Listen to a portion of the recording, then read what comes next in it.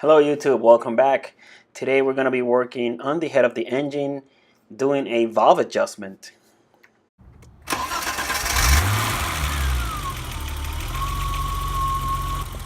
So let's take a moment to listen to the engine sound before we do this job to have a point of reference.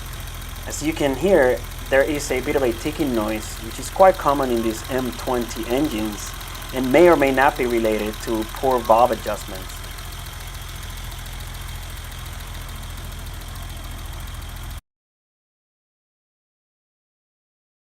First step is to remove the valve cover, and there's 8 10mm nuts that hold it to the head.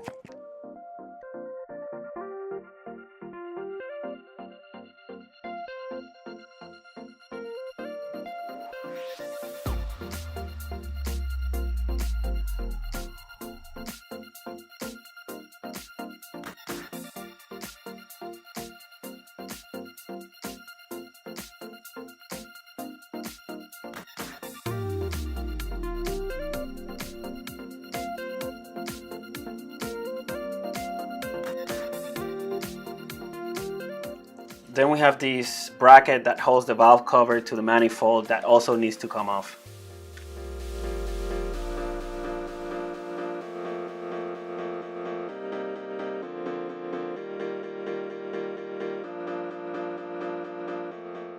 With the valve cover off, I can now look inside the head for the first time and just inspect things, make sure there's no broken pieces, anything loose, or anything showing excessive wear.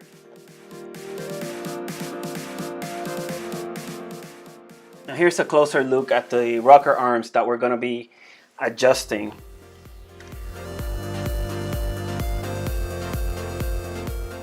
And we're going to be using a feeler gauge to make sure we have the exact valve clearance that we need, which is 0.25 millimeters or 0.010 inches with the engine cold. So we're going to be adjusting all 12 valves, and we're going to start with cylinder number 1 and then move along the rest in firing order, as you can see on this image. Now it is critical that you are at top dead center when adjusting the valves.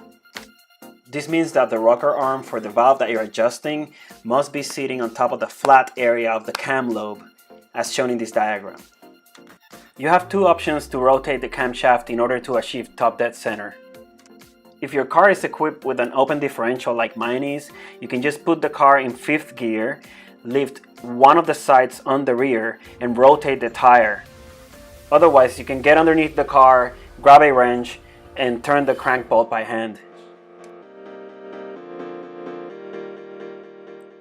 Once you're at top dead center, you can grab your feeler gauge and check your valve clearance. Unfortunately, this is one of those things that you gotta do by feel. The idea is that you slide the feeler gauge to determine whether the valve is loose or is too tight. When you can feel a bit of a drag as you're moving the feeler gauge, the valve should be properly adjusted. Just remember, there is an exhaust and an intake valve for each of the cylinders, and you need to adjust both of them independently. So once you're done with the first one, make sure you rotate the camshaft to get back to top dead center and adjust the other one.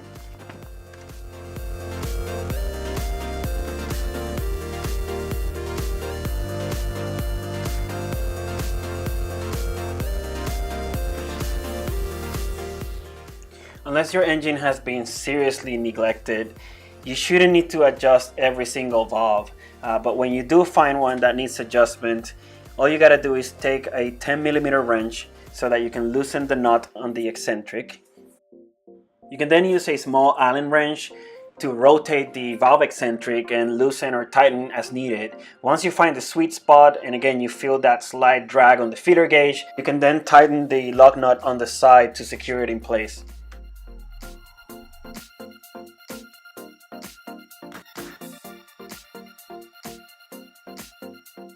We now repeat the same process for the rest of the cylinders in firing order.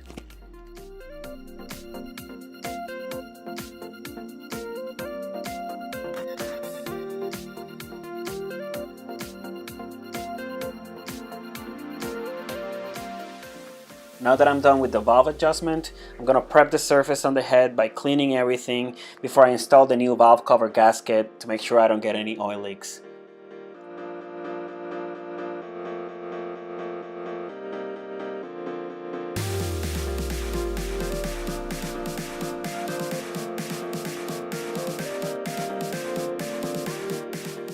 I'm also going to take this opportunity to replace the rocker shaft plugs that you can see here. There's 2 in the front and 2 in the rear of the head.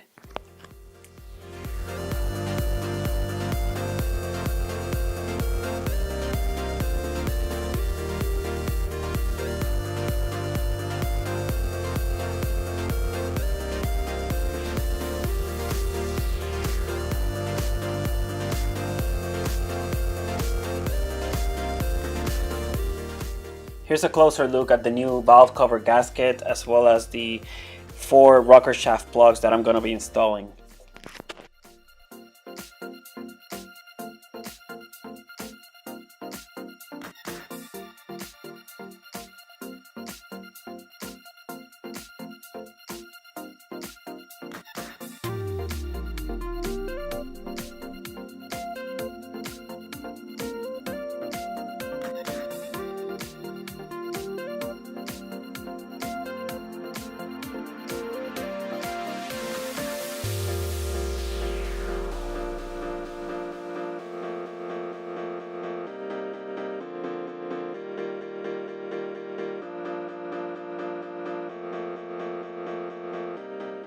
All we have to do now to finish off the job is to put the valve cover back on. Wait, is that a new valve cover? It is not. It is the same valve cover, but since I knew I was going to be taking it off, I decided to do a bit of a restoration project with it. Make sure you check back for another video on that later.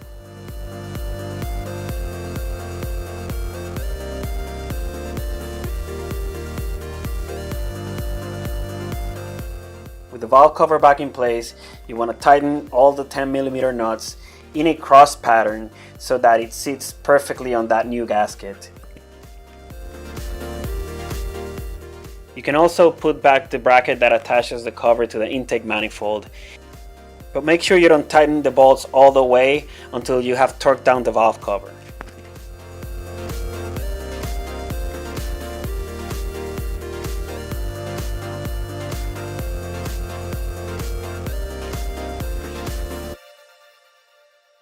So let's get this engine started and make sure everything works and just see how it sounds.